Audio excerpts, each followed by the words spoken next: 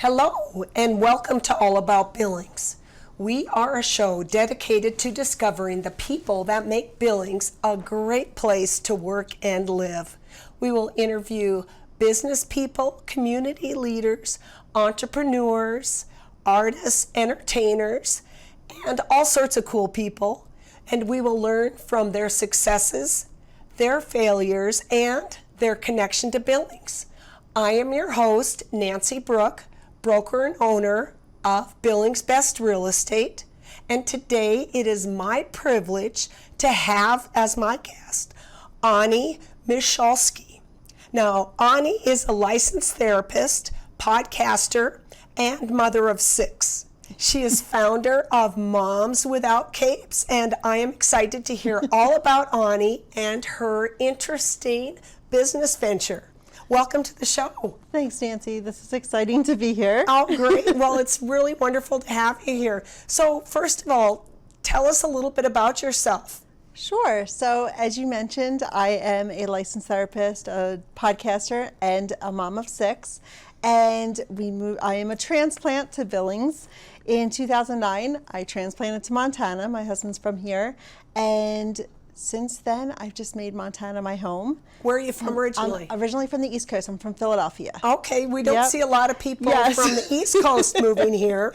Yeah, I'm a long way from home, right. That's for sure. But we moved here. My husband's from Butte. So that's what brought us to Montana. And I knew that I didn't want to move to Butte, but when I came to Billings, I really liked it. I thought it was it was very familiar to me with, just the climate, and the environment was very familiar. So we decided to move across. We came here, we had a detour. We moved to a small town for about 10 years. That's a whole story in itself. And landed back here in 2020. And I opened up my practice at that time, and we've been here ever since. Okay, so you've been here since 2009? Yes. So what was the biggest changes coming from the East Coast to Montana? Well, as I mentioned, we moved to a small town, and so that was a very big culture shock. I mean, we moved to a town that didn't even have mail delivery, and moving from, I was very, it was a strange feeling. I remember that first week, and I walked in to the grocery store, and I saw the same person at the grocery store, the bank, and then the post office, and I was like, are you following me? It was very strange to realize that was just how a small town worked. And so moving to Billings has definitely smoothed over that culture shock, because it is a much bigger town. Of course, I am seeing the same people because I'm rolling with the same crowd. In 2020, it was right in the heart of the pandemic. So as soon as the world started opening back up, I decided I needed to get out and start meeting people, going to networking events, which I had never gone to before. So that was just a way of me getting and finding my people here. And I found that had been really helpful, to be able to get out there and meet people and see what this town has to offer. So you also are a therapist. So tell me a little bit more about your therapy business. Sure. So I'll backtrack a little bit. In 2000, I was a stay-at-home mom for 14 years. I'd got my master's back in 2003, and then was a stay-at-home mom to, as you mentioned, 6 children. Wow. And then in 2017, I decided I was just itching to do something. I had been teaching some Zumba classes, so I had gotten certified as a group fitness instructor. And as part of that, I became a health coach. But then in 2017, I was just itching to do something, just something bigger, maybe enter the workforce. And my husband said, why don't you do something that you actually went to school for? Right. Because I was looking at opening a health studio or going in that direction. And so that's what I did. I called up the Eastern Montana Community Mental Health Center, and I said, hey, I still need 2,300 more hours to get licensed. Do you do that? How does that work? And within the week, I was hired and had to do, 2.5 years of getting my hours. I had to do a few more schooling. It was a huge adjustment for my family, as you can imagine. Especially 6 kids. Yes, and from being a stay-at-home, and at that time, our youngest was 2. We had her in 2000, well, she was 3. So she was my only child that had daycare, so we had to figure it all out. And then I went back, I got my license and all of that. Also, I was a certified health coach. So in 2019, I was like, all right, I'm ready to start my own thing. And started it as a combination of like health coaching, not really sure. I hired a business coach to see what am I doing here. Right. And I also started a counseling practice, but I put it all together, not realizing like the legal and ethical implications of that. So then in 2020, I divided it. And I had my counseling practice, which was very generalized. Like I was a generalist. I'll see anyone, I can treat for any kind of disorders within reason. And my coaching focused on mothers or focused on women.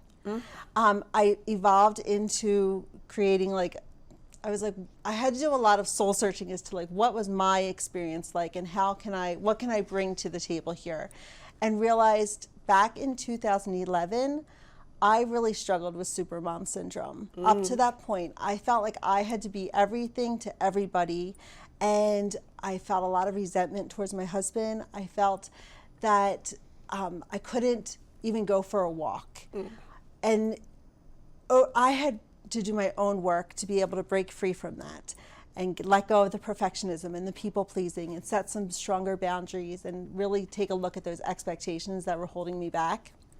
So through that, realizing like this is what I had to do in order to go to that very first Zumba class. That was what I attributed to like wanting to go to that class. I really had to do a lot of work mentally to do that. And then in 2019 or 2020, when I was breaking the businesses apart, trying to figure out where I wanted to focus, I decided Moms Without Capes was born at that time because I wanted to help mothers who were struggling with the same supermom syndrome that I had. And with my counseling, I had actually met with, I know Sarah was on the show and she was sharing a little bit about Rock 31. Well, that was, I started going to Rock 31 and I went to an event they had and I met with a marketing specialist, and she was like, if you're gonna serve moms, go all in. So at that point, I decided to just go all in my counseling practice and help moms, and brought that underneath the Moms Without Capes, and now I can help moms one-on-one counseling. I also have some workshops and master classes and different events that I have. I have a podcast and a community. I kind of just like built this whole thing around helping moms. So Moms Without Capes. So what does it mean if you come see you with Moms Without Capes? Yeah, so Moms Without Capes is a play on the supermom syndrome, and there is this cultural pressure for moms to be doing it all. And I want to fight against that on like a more global sense of saying that we do not need to do it all, right? We feel guilty for sitting down and taking a rest, and rest is so essential. And even being able to check in with our thoughts and feelings and all of the things that is so important to do. Right. We feel this pressure like not to do it, or we feel like this need to continually like be the chauffeur, the maid, all of the and not ask chef. for help. And not ask for help. That's a huge part too. Not building our support system and being able to accept help. And so I do a lot of talking about maternal gatekeeping and like what is our role in disallowing our partner to step up and take an equal part in raising the kids and running the household and doing all of those things. Right. So with Moms Without Capes, my main way that I serve is through one-on-one counseling, and I work primarily with mothers. I take most insurances, and we go through, my background is cognitive behavioral therapy, which falls nicely into looking at the inner critic, which I call the inner mean girl, and looking at the thoughts and the self-doubts and those expectations that we're holding. A lot of boundary setting, learning how to hold boundary, get comfortable with that sometimes it means saying no, and that's okay. And trying to reprioritize and put ourselves further up on our to-do list. Well, moms and parents anymore Yes. have so much on their plate. I mean, Yes. They have jobs, and a lot of people have to work more than one job these days just to pay the bills. Yeah. They have activities they want to get their children involved in. Right. They have school that they have to get them to, and I can imagine it can be overwhelming, and especially when they're trying to be the perfect parent. Yes. Yeah, there's this next level where we're trying to be this perfect parent. We don't want to, and that may be dealing with how you view failure and being okay with saying no and being okay with not having to keep up with the Joneses or, Right. have your kids doing all of these activities and instead Make yourself crazy. yeah, instead just doing these like exploring that with a professional to say where can things change, and realizing that we are responsible for our own life and for our own happiness, and being able to sort through and get clarity about what that means. There's so many parents, I mean, especially moms, but parents in general, that it's been so long since they've done anything for themselves that they don't even know what it is that they like to do. Right. They've put themselves on the back burner, and then they feel depleted. And then they're more at risk for depression and anxiety and like all of these other mental health issues that we need to backtrack and say what can change. Because there are things that can change, but sometimes we're so deep into it, we don't have a clear picture. So how do people, I guess, get over their resistance to spending time talking about this? Because I would imagine they're so busy.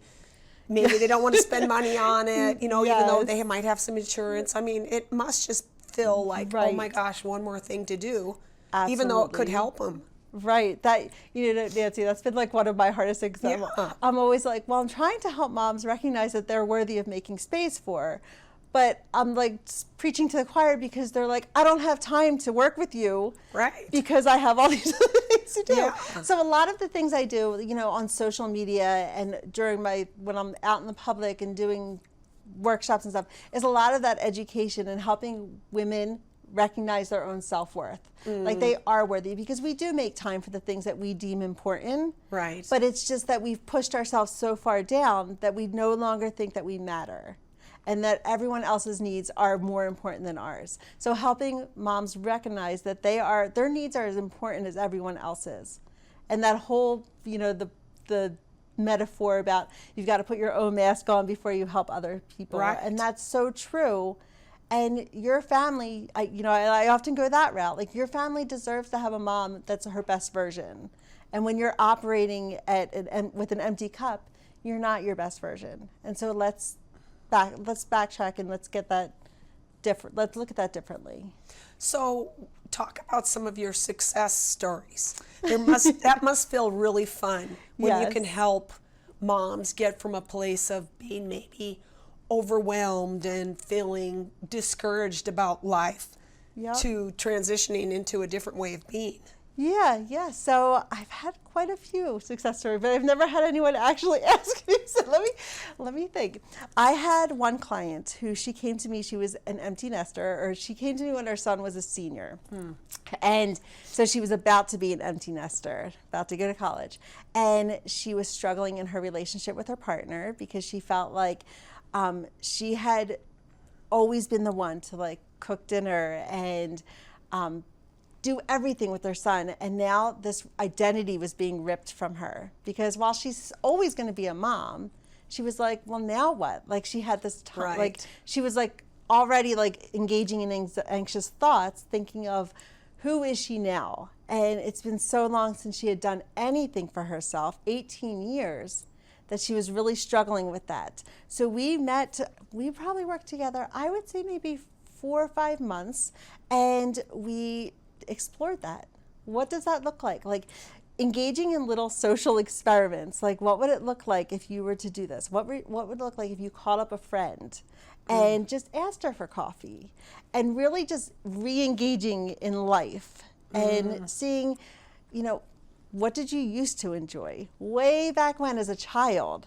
What were some of those things? What were some of those passions that maybe we can bring back to life or try new things? She ended up going golfing, like learning how to golf, and she was doing all of these things that were like outside of her comfort zone, but with the support and the accountability and the encouragement, she was able to just start stepping into that new place, new season of life. So that was an exciting thing. I always tell my clients right from the start, my job, I want to work myself out of a job. I don't want to be sitting here for 3 years from now in the same place. We start right off coming out with a treatment plan, saying, how does your, in 6 months, how will you know that counseling is working? What about your life will be different so that we can have these tangible goals to work towards? Well, it sounds like a bit mirroring your journey, because it sounds like you stepped out of your comfort zone, although I don't know that you had you to support you doing that. You just kind of talked yourself into going out, doing the business networking, getting to know people in the community. And I think it just is helping people find a more enriched life instead of just being, a server of others. Sure. Not that there's anything wrong with serving your family. Right. But somebody's got to take care of the caregiver. Right. And really just looking at how can we make your life more fulfilling? Because when your whole identity is wrapped up as being a mom, there's at some point where you start losing bits and more of yourself. Right. Of like what makes you you. And I know for myself, when my whole identity was wrapped up as a mom, and I had put all the other pieces of me on the back burner out of fear that I wouldn't be a good mom if I did this, right? Like if I wanted a break, or if I wanted to go out with friends and go to a dance class, or like whatever, I felt I had this definition of what it means to be a good mom. And I really had to rewrite that definition because it was affecting every area of my life. I started feeling depressed. I started feeling trapped. And I started seeing, like, it started seeping into my relationships with my partner, with my husband, as well as with my kids. I felt like I had to be the enforcer. I had to be the rule, like I had to keep the rules, because and I had to do everything, because if I didn't do it, who would? And that thought, that pattern of thinking wasn't serving me. Well, and I would imagine that could make you feel overwhelmed, depressed, anxious. Yes. Emotionally exhausted. Unhappy. Was huge. I mean, really. And then you have to not let that show, because you've got to be strong for everyone else. And then, you realize it's not your kid's fault. It's not your husband's fault. Right. I mean, yeah, like I had to take back responsibility for that Yeah. and make the changes. They couldn't, that's not a burden that they needed to carry. I was the one dealing with it, and I was the one who needed to make the changes. And so that's a hard pill to swallow, because it's hard to make changes and to realize like that I was the problem, that it started with me. That is the first step, to realize that there was, and even to realize that things could be different. That's hard, though, because you're thinking, I'm doing this for everyone else. I'm not the one with the problem. Yeah. But But really, then yet we're you the have ones to feeling reflect on it. unappreciated and just on everything. And it wasn't good for my family. It wasn't serving them. And I needed to switch my mindset in order to make the changes that needed to happen. And so, because of your experience, plus your training as a therapist, you've been able to kind of combine these both into a passion, it sounds like. Oh, it's so much. My husband's like, you're at this again? And I'm like, I love this. I can't help it. It sounds like it's just who you are. It doesn't even sound like it's work for you. Yeah, it is. And it's fun. Like that's one of my the brand value is fun, because I want to help moms give themselves permission to have fun. Like, because we feel like we always need to be the one on and enforcing the rules and doing all these things. And we are allowed to have fun too. And it doesn't always have to be the same fun as our kids are having. Like, it's just important to realize that we can do that too. Well, that's amazing, though, that you've been able to, I guess, use your, pain from the past and transform it into not only something that can help others, but a business. Yeah. So what's been the hardest part about starting a business? Because, everybody isn't necessarily adept at running a business, even though they might have a passion. How have you gone about that? Yeah, so thinking back, when we moved to the small town, we actually bought a hotel there. Oh. Neither one of us had any business owning a hotel. We had no experience, but we figured it out. And before that, like, just like parenting, I tell my kids all the time, I have no idea what I'm doing. Like, I'm figuring it out every day. Right. And I think the same thing applies to the business. Like, but I enjoy the figuring out piece. I found that my business allows me to be creative. And I have tried, different routes. I started right during the pandemic, so I got into the whole building an online course. So I've learned a few ways to build the courses. I've tried memberships. I have my podcast, which is a huge creative outlet, being able to interview people and come up with the different, titles and like the copyright of my website and all of that. I feel that has been an outlet for me. But just, I would say the hardest part is just figuring out what's going to stick. Because so often I was like just throwing stuff at the wall. But you kind of have to go through that phase, You do. don't you? You Because do. you just got to start. Absolutely. So many people want like, okay, I'll start my business when I get the perfect website. How about if you get some clients first, then you can worry about the website, really, though. Absolutely. I had to go through that messy middle, and I'm still in that messy middle, Right. and I think I'll be there for a long time. Just trying out different things, and I guess having that perseverance and like continue, just all right, I'm back in there, and having those times where I'm just like, I'm going to do a launch, I'm going to do this, I'm going to try that, and just keep sticking my head back in there and jumping, with both feet into the water. So it's been 4 years now? It's been 5 years since 2019 when I Okay, said, and you did okay, the therapist, I'm right. ready. And so that was that. And then it's about 4 years since Moms Without Capes has been born. Yeah. Wow. And of course, even that has been, okay, am I going to try the coaching? Am I going to do more like the memberships and all of that, and just kind of digging through that, trying it a couple different times, and then finally, okay, I'm going to focus in on my counseling, my one-on-one counseling. I'm going to introduce some groups, but I'm going to get that going first. So you have one-on-one counseling. You have some groups. I have an online group on Facebook where I do different events. I do a monthly meetup for moms. We talk about topics of mom life, like this month we're going to be talking about work-life balance. We've talked about like loneliness, anxiety, making mom friends. So I just do different topic-based discussions, very casual. They're called casual conversations, actually. And I do different challenges, self-care challenges mostly, or like making time for yourself. And I do that every few months. I'll have a live challenge happening in the Facebook group. And then I also have, I've tried a few groups. I don't know what it is, but I just cannot get them started. So I will try again, though. I'm going to try a sleep group. I'm trained in CBTI, which is cognitive behavioral therapy for insomnia. So I would really like to start a group starting in January, focused primarily on helping you improve your sleep, the quantity and quality of your sleep. Yeah, a lot of people have insomnia. Yes. So. Yeah, and so helping you sharpen, improve your sleep hygiene and stimulus control, which is like reconditioning your mind to equate the bed with actual sleep instead of all of these other things that we do in bed. Right. And being able to just improve the amount of sleep and the quality of sleep that you're getting.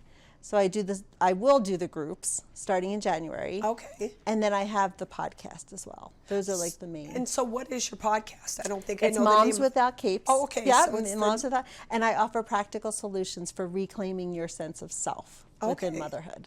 And so what would the episodes consist of? So I just dropped episode 227 Wow. this week.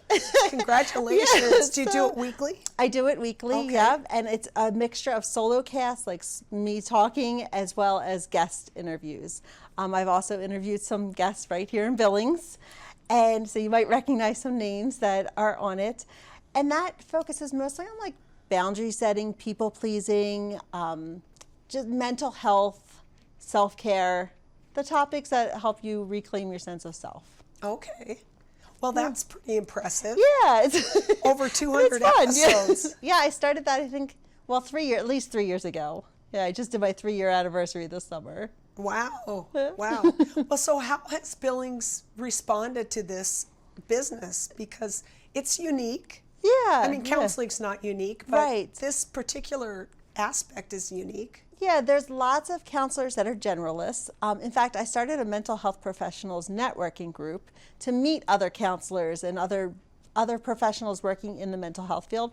We meet there. I'll do a shameless plug for that. Sure. We meet monthly down at the Community Foundation building downtown. Okay. So you can find us on Facebook. Okay. But that is a way for me to meet other counselors. But there's lots of generalists, and there's also counselors that focus on, like, say, EMDR or a certain modality, Right. and there's child therapists, like all of those different things.